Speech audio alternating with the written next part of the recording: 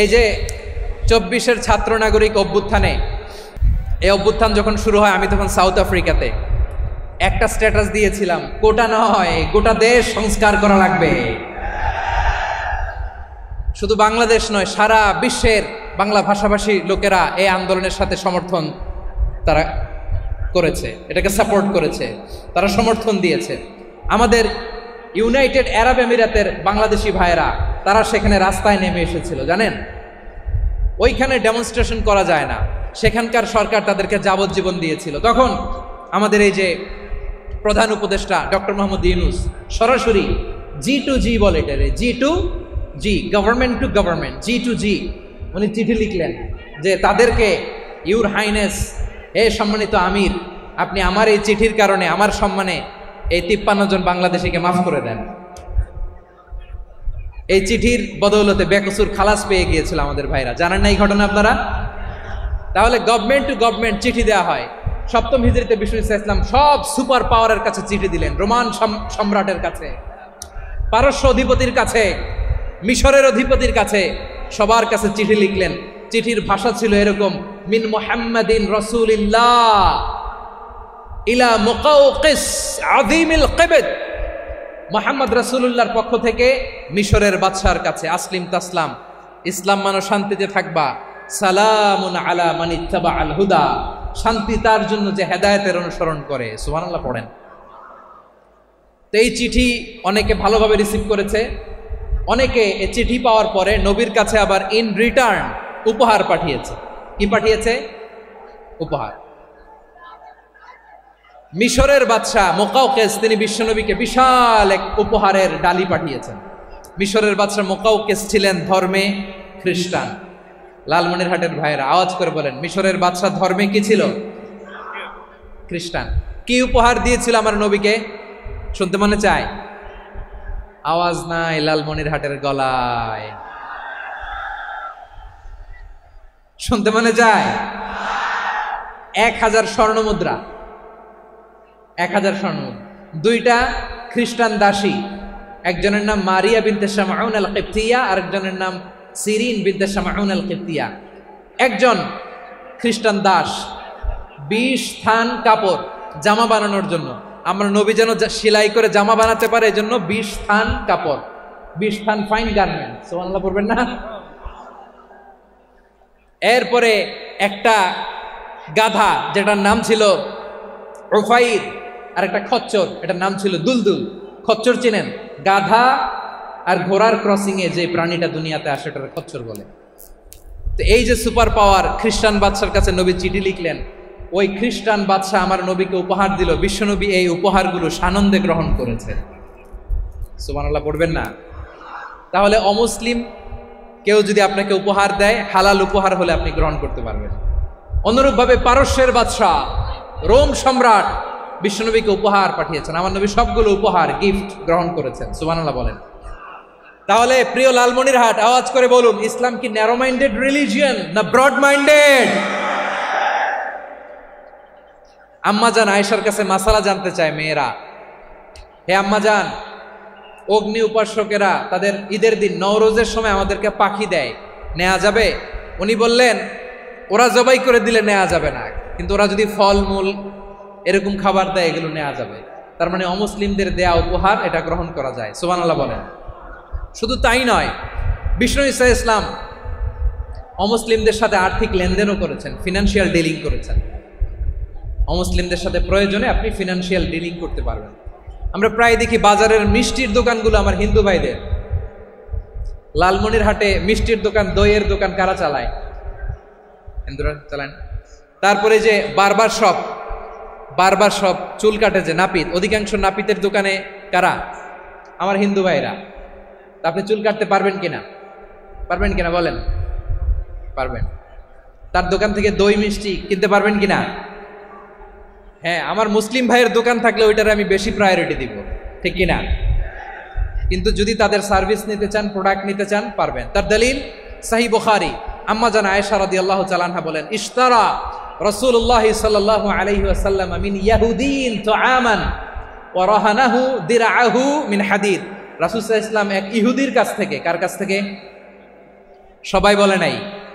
কার কাছ থেকে? আমার নবী, পেয়ারা নবী এক ইহুদির কাছ থেকে জব কিনেছিল। জব, বার্লি, যেটা দিয়ে রুটি বানায়। ওই জবের দাম দেওয়ার টাকা পয়সা নবীর কাছে ছিল না। ফলে নবী ওনার একটা পোশাককে মর্গেজ রেখেছিলেন, মর্গেজ, বন্ধক, যে এখন এটার দাম দিতে পারবো না, কয়েক কেজি বার্লি নিয়ে যাই আর বন্ধক হিসেবে আমার জামাটা রেখে গেলাম, যেদিন দাম দিব ওই দিন জামাটা ছুটায় নিয়ে যাও। সুবহানাল্লাহ পড়বেন না? বাকিতে নিছিলেন, বাকিতে। দিরআহু মিন হাদিদ, লোহার তৈরি বর্ম, মানে যুদ্ধের পোশাক, লোহা দিয়ে বানানো। বিশ্বনবী বললেন, কয়েক কেজি জব দাও, টাকাটা পরে দিব, এখন টাকা নাই, বন্ধক হিসেবে, মর্গেজ হিসেবে আমার জামা রেখে গেলাম, যখন টাকা দিব জামা ছুটায় নিব। আওয়াজ করে বলতে হবে সুবহানাল্লাহ। এ থেকে বোঝা গেল অমুসলিমদের সাথে ফিনান্সিয়াল ডিলিং করা যায়, অর্থনৈতিক লেনদেন করা যায়, কেনাবেচা করা যায়, প্রোডাক্ট কেনা যায়। এমনকি আমাদের মসজিদে নববীতে বারান্দায় আপনারা একটা অটোমেটিক ফ্লাইং আমব্রেলা দেখছেন? সূর্য যখন বাড়ে মসজিদে নববীর বারান্দায় ইয়ার্ডের মধ্যে অটোমেটিক্যালি কিছু আমব্রেলা আছে, সাঁ করে খুলে যায়, আর সূর্যের তাপ লাগে না। আবার সন্ধ্যাবেলায় এই আমব্রেলাগুলো ওরা ক্লোজ করে ফেলে, দেখেন নাই না? দেখছেন? এই মসজিদে নববীকে সর্বোচ্চ উন্নত মানের কনস্ট্রাকশন ইনফ্রাস্ট্রাকচারে ডেভেলপ করার জন্য কর্তৃপক্ষ কিছু অমুসলিম ইঞ্জিনিয়ারের, ডিজাইনারের সহায়তা নিয়েছিল। সুবহানাল্লাহ বলেন। কোন দলিলের ভিত্তিতে? এই দলিলের ভিত্তিতে যে বিষ্ণু ঈসা ইসলাম অমুসলিমদের সাথেও লেনদেন করেছেন। আওয়াজ করে বলতে হবে আল্লাহু আকবার। শুধু তাই নয়, ইন কেস অফ ইমার্জেন্সি, প্রয়োজনে ইসলামের খাতিরে, ইসলামকে সামনের দিকে এগিয়ে নিয়ে যাওয়ার জন্য অমুসলিমদের সাপোর্ট নেওয়া জায়েজ আছে। সুবহানাল্লাহ বলেন। অমুসলিমদের সাপোর্ট নেয়া, তাদের থেকে অর্থ নেয়া, পলিটিক্যাল সাপোর্ট, পলিটিক্যাল অ্যাসাইলাম নেওয়া জায়েজ আছে। আমাদের অনেক বিশ্ববরেণ্য দায়ীরা আমেরিকায় অস্থায়ীভাবে অ্যাসাইলাম নিয়ে থাকে, নিজের দেশে গেলে ফাঁসিতে ঝুলাই দিবে। যুগ যুগ ধরে দায়ীদের উপর এরকম অত্যাচার আর নির্যাতন আছে না নাই? মিশরের অনেক দায়ীরা পাশ্চাত্যে যেয়ে থাকে। এই যে তারা পলিটিক্যাল অ্যাসাইলাম নিয়ে থাকে, রাজনৈতিক আশ্রয়ে, এটা জায়েজ আছে না? এটা যে জায়েজ আছে তার প্রমাণ স্বয়ং বিশ্বনবী সাল্লাল্লাহু আলাইহি ওয়াসাল্লাম পলিটিক্যাল সাপোর্ট নিয়েছিলেন অমুসলিমদের কাছ থেকে। সুবহানাল্লাহ বলেন। খুব মজাদার একটা ঘটনা শুনবেন। আপনাদের আগ্রহ দেখে তো মনে হয় না শোনার ইচ্ছা আছে। আছে? আছে? গলায় জোর আছে? লিল্লাহি তাকবীর, লিল্লাহি তাকবীর, নারে তাকবীর। মাশাআল্লাহ। আমার ভাইরা, বিশ্বনবীর বয়স তখন প্রায় 51 বছর। কত বছর? বিশ্বনবীর সবচেয়ে কাছের মানুষ খাদিজা রাদিয়াল্লাহু তাআলা আনহা ইন্তেকাল করেছেন। বিশ্বনবী বড্ড কষ্ট পেলেন, হৃদয়টা ভেঙে খান খান। যিনি ঘরের ভেতরে বিশ্বনবীকে সান্ত্বনা দিতেন, ভালোবাসা দিতেন, বাইরে গেলে কুরাইশরা বকাঝকা করে, অত্যাচার করে, কিন্তু আম্মাজান খাদিজা রাদিয়াল্লাহু তাআলা আনহা ঘরটারে এমন শান্তির নীড় বানায় রেখেছেন, এই ঘরের ভিতরে ঢুকলে বিশ্বনবীর কলিজাটা ঠান্ডা হয়ে যেত। এজন্য রব্বুল আলামিন বলেন, খাদিজা, ও আমার বান্দি খাদিজা, জান্নাতে এমন স্পেশাল একটা ঘর আমি তোমার জন্য রেডি করে রেখেছি। ওই ঘরের মধ্যে কোনো আওয়াজ নাই, ওই ঘরের মধ্যে কোনো নয়েজ নাই, ওই ঘরে কোনো বিশৃঙ্খলা নাই। কারণ মক্কার জমিনে আমার নবী কুরাইশদের বিশৃঙ্খলা, নয়েজ আর ঝামেলাগুলোকে উপেক্ষা করে যখন তোমার ঘরের ভিতরে ঢুকতো, ঘরটারে তুমি শান্তির নীড়, ঠান্ডা, নীরব, নিস্তব্ধ, নিঝুম আর শান্তির নীড় বানিয়ে রেখেছ। এজন্য জান্নাতে স্পেশাল একটা শান্তির নীড় আমি তোমারে উপহার দেব। ওই প্রিয়তমা স্ত্রী খাদিজা ইন্তেকাল করলেন, বিশ্বনবীর হৃদয় ভেঙে খান খান। আবার ওনার চাচা আবু তালেব ইন্তেকাল করলেন, যিনি পলিটিক্যাল শেল্টার দিতেন নবীকে। কে দিতেন? আবু তালেবের ভয়ে, বিশ্বনবীর এই চাচার ভয়ে কোনো মুশরিক নবীর গায়ে হাত দেওয়ার সাহস পায় নাই। এখন স্ত্রীও নাই, চাচাও নাই, নবীকে আশ্রয় দেওয়ার কেউ নাই। নবীর চারদিকে অন্ধকার।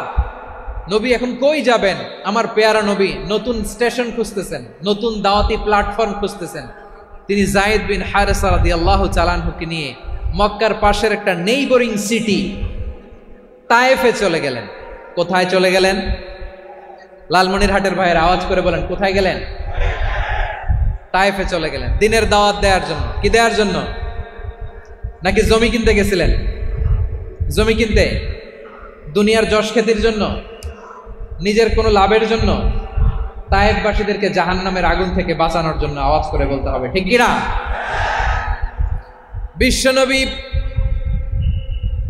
বিশাল মরুপথ, পাহাড়ি পথ পাড়ি দিয়ে তায়েফের মরুজমিনে গেলেন কোরআনের দাওয়াত নিয়ে, ইমানের দাওয়াত নিয়ে। কিন্তু তায়েফের লোকেরা বিশ্বনবীর দাওয়াতকে শুধু প্রত্যাখ্যান করেই থামে নাই, তারা বিশ্বনবীর সাথে অত্যন্ত খারাপ আচরণ করেছে, বিশ্বনবীকে শারীরিকভাবে হেনস্থা করেছে, আমার নবীকে শারীরিকভাবে অত্যাচার করেছে, আমার পেয়ারা নবীর গায়ে পাথর মেরেছে, বিশ্বনবীর গা বেয়ে ঝরঝর করে রক্ত ঝরেছে, নবী জামিনের মধ্যে লুটিয়ে পড়েছেন, আবার মেরেছে, আবার নবী হাঁটতে শুরু করলেন, পেছন থেকে আবার মেরেছে, আবার নবী রক্তাক্ত হয়ে জামিনের মধ্যে লুটিয়ে পড়লেন, আবার মেরেছে। বিশ্বনবীর মতো এত সুশ্রী মানব, বিশ্বনবীর মতো এত শুভ্র মানব, বিশ্বনবীর মতো এমন চমৎকার দেহাবয়ব দিয়ে রব্বুল আলামিন কাউকে বানান নাই। এরকম চমৎকার মানুষটাকে তারা তায়েফের ওই জমিনে রক্তাক্ত করেছে। বিশ্বনবী দুনিয়ার কোনো স্বার্থের জন্য সেখানে যান নাই, নিজের কোনো লাভের জন্য, প্রাপ্তির জন্য যান নাই, তায়েফবাসীদের জাহান্নামের আগুন থেকে বাঁচাতে গিয়েছেন। ঠিক কিনা বলেন? খেয়ে না খেয়ে দিন প্রচারের কাজে নিজেকে দিয়েছ বিলিয়ে, তায়েফের কাফিরেরা চিনল না সে আলো, দুষ্ট ছেলেদের পিছু দিল লেলিয়ে, পাথরের আঘাতে ক্ষত বিক্ষত হয়ে সারা শরীর থেকে রক্ত ঝরে। হে রাসূল তোমাকে ভুলি আমি কেমন করে, হে রাসূল তোমাকে ভুলি আমি কেমন করে। পারেন না আপনারা? ধরুন আমার সাথে, হাজার ব্যথা বেদনার পরে ফিরে আসনি তুমি আপন ঘরে, দিনের আলো তুমি ছড়িয়ে দিতে চলে গেলে মদিনায় মক্কা ছেড়ে। হে রাসূল তোমাকে ভুলি আমি কেমন করে, হে রাসূল তোমাকে ভুলি আমি কেমন করে। ঠিক কিনা বলে? প্রিয় ভাইরা, তায়েফের ছেলেরা নবীকে রক্তাক্ত করলো। আমার নবী কই যাবে? কই যাবে? মক্কায় জায়গা নাই, তায়েফে জায়গা নাই। তায়েফ থেকে ভারাক্রান্ত মন নিয়ে আমার নবী মক্কায় ফিরে আসলেন। বিশ্ব নবী মক্কায় ঢুকতে পারেন না। মক্কার মরুভূমির দিকে তাকিয়ে, উপত্যকার দিকে তাকিয়ে বিশ্বনবী ধা ধা করে কাঁদেন, ঝরঝর করে। নবীর চেহারা মোবারক থেকে চোখের পানিগুলো বেয়ে বেয়ে পড়ে। আমার জন্মস্থান, আমার শৈশব, কৈশোর, যৌবন কেটেছে এই মক্কায়, আমার এলাকায় আমি ঢুকতে পারি না। বিশ্বনবী মক্কার অনতি দূরে দাঁড়িয়ে জায়েদকে পাঠালেন, জায়েদ যাও দেখো কেউ আমাকে সাপোর্ট করার মতো আছে কিনা, যাও অমুকের কাছে যাও। জায়েদ গেলেন, তারাও প্রত্যাখ্যান করে ফিরিয়ে দেয়। বিশ্বনবী বললেন যাও অমুক লোকের কাছে যাও, তিনিও প্রত্যাখ্যান করে ফিরিয়ে দিলেন। কেউ বিশ্বনবীকে আশ্রয় দিতে রাজি হয় না। নিজ জন্মভূমিতে বিতাড়িত বিশ্বনবী, সর্বশেষ বিশ্বনবী বললেন যাও মুতঈম ইবনে আদির ঘরে যাও।